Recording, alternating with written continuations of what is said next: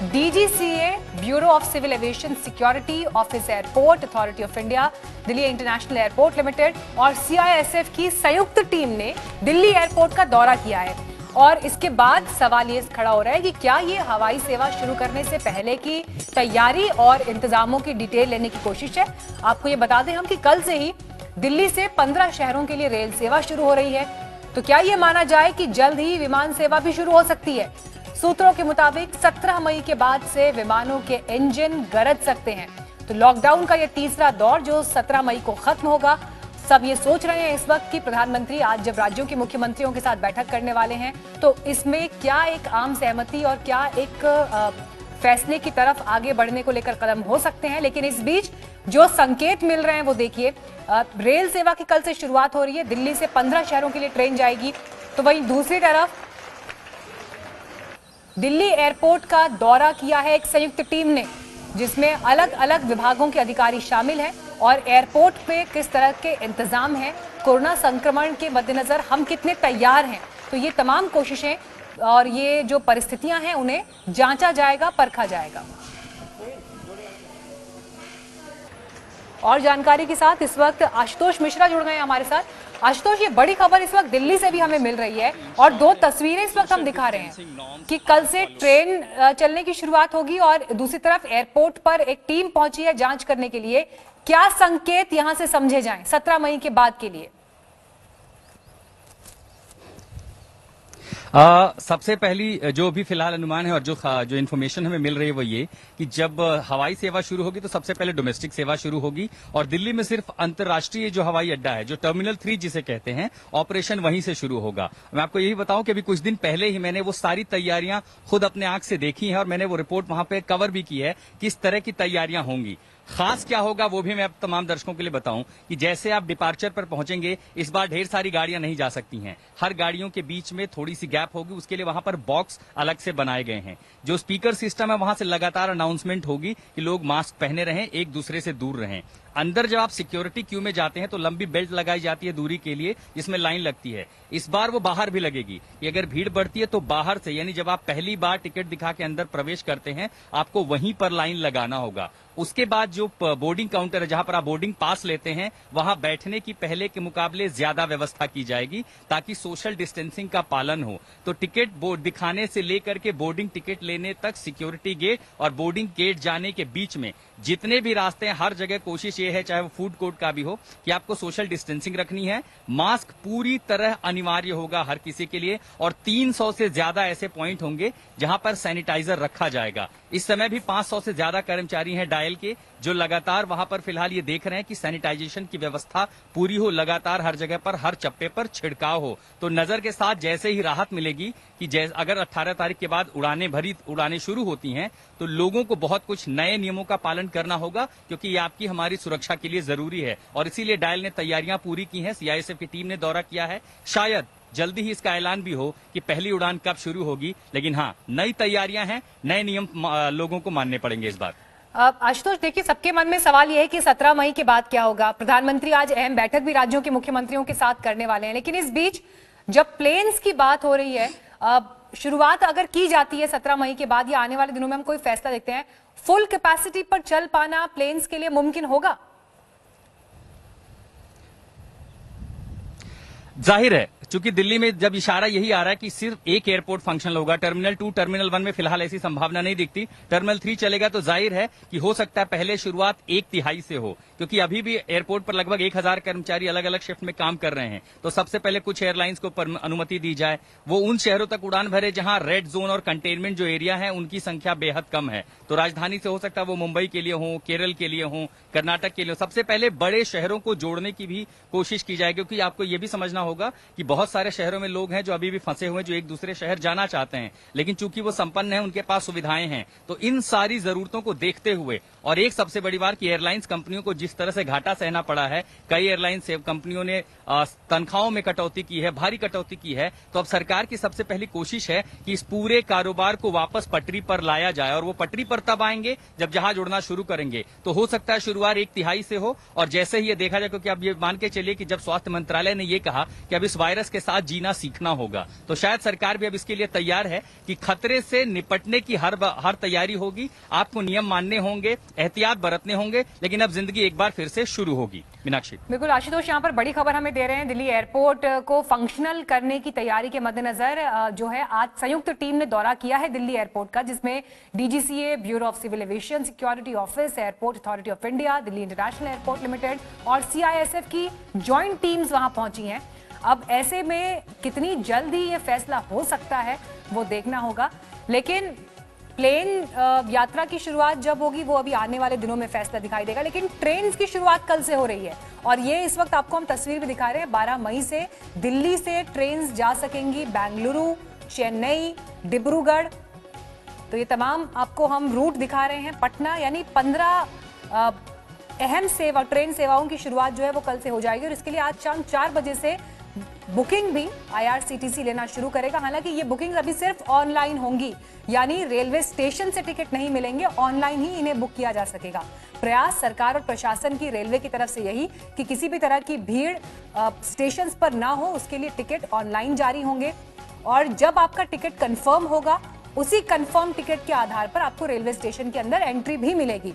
अभी तत्काल और प्रीमियम तत्काल की सुविधा नहीं है, जो अभी ये व्यवस्था सरकार की तरफ से जारी की गई है।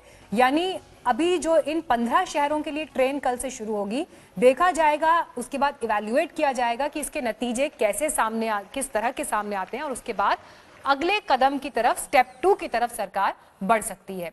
लेकिन इंतजार इस बात का है कि आज दोपहर 3 बजे जब प्रधानमंत्री नरेंद्र मोदी राज्यों के साथ वीडियो कॉन्फ्रेंसिंग शुरू करने वाले हैं, तो इस 5वीं महाबैठक से कोरोना को लेकर जो तैयारियां हैं सरकार की, उसको लेकर रणनीति क्या बनेगी।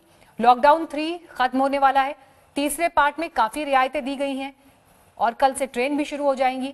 अब सवाल ये उठ रहा है कि क्या आज कोरोना के साथ जिंदगी को रफ्तार देने पर बात होगी या फिर लॉकडाउन का एक और रूप चर्चा में आएगा। इस बार उन मुख्यमंत्रियों की भी शिकायत दूर हो जाएगी जिन्हें बोलने का वक्त न देने का आरोप लगा था पिछली मुलाकात में। पहले आंध्र प्रदेश के मुख्यमंत्री को बोलने का मौका मिलेगा और फिर बंगाल की मुख्यमंत्री ममता बनर्जी का नंबर आएगा। दिल्ली रेलवे स्टेशन पर पिछले 45 दिनों से जारी सन्नाटा टूटने वाला है, यानी जल्दी ही यहां पर चहल पहल थोड़ी बहुत ही सही लेकिन शुरू होने वाली है। रेल मंत्रालय ने घोषणा की है कि 15 रेलें 12 मई से देश के 15 शहरों तक जाएंगी और वहां से आएंगी भी, लेकिन उसके लिए नियम तय कर दिए गए हैं।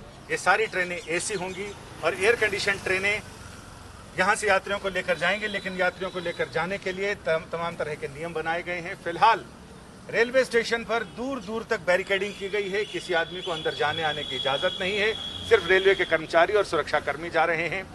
रेल मंत्रालय की तरफ से की गई घोषणा के मुताबिक ये special train Dibrugarh, Agartala, Howrah, Patna, Bilaspur, Ranchi, Bhubaneswar, Secunderabad, Bengaluru, Chennai, Thiruvananthapuram, Madgaon, Mumbai central, Ahmedabad और जम्मू तवी के लिए चलेंगी। सारी एसी ट्रेनें होंगी।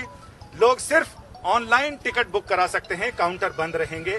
इसके साथ ही सोशल डिस्टेंसिंग के लिए मजदूरों को जिस समय भेजा गया था उस समय गोले बना दिए गए थे और उन्हीं का इंतजाम, उन्हीं का पालन अभी भी लोगों को करना पड़ेगा। इस वक्त हम राजधानी पटना में मौजूद हैं। यहाँ के लिए भी जो है ट्रेन सेवा शुरू की जा रही है और तस्वीरें आपको हम पटना की दिखा रहे हैं। आप देख सकते हैं तकरीबन 50 दिनों से भी ज़्यादा का वक्त हो चुका है लॉकडाउन का और इस दौरान पटना रेलवे स्टेशन में किस तरीके की आप देख सकते हैं सन्नाटा पसरा हुआ है। यहाँ कोई भी मौजूद नहीं होता है, केवल सिक्योरिटी के जो है लोग यहाँ पर मौजूद होते हैं। तो इसी तरीके का सन्नाटा काफ़ी दिनों से है, लेकिन अब जो ट्रेन सेवा शुरू होने जा रही है कल से, पहली ट्रेन जो है वो परसों आएगी, यानी कल दिल्ली से रवाना होगी तो परसों वो पटना पहुंचेगी और परसों ही वापस दिल्ली के लिए शाम में जो है वो ट्रेन जो है वो निकलेगी। और जो जानकारी मिल रही है कि उन्हीं लोगों को इस स्टेशन में एंट्री दी जाएगी जिनके पास कंफर्म टिकट होगा।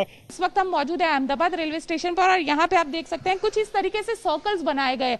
जो एंट्री गेट है, एंट्री गेट से अंदर आते हुए सोशल डिस्टेंस को जो पैसेंजर है उसे प्रॉपर तरीके से मेंटेन करे, उसके लिए इस तरीके से सर्कल बनाए गए हैं। साथ ही आप देख सकते हैं लगातार यहाँ पे डिसइंफेक्शन की जो दवाई है उसे भी छिड़का जा रहा है।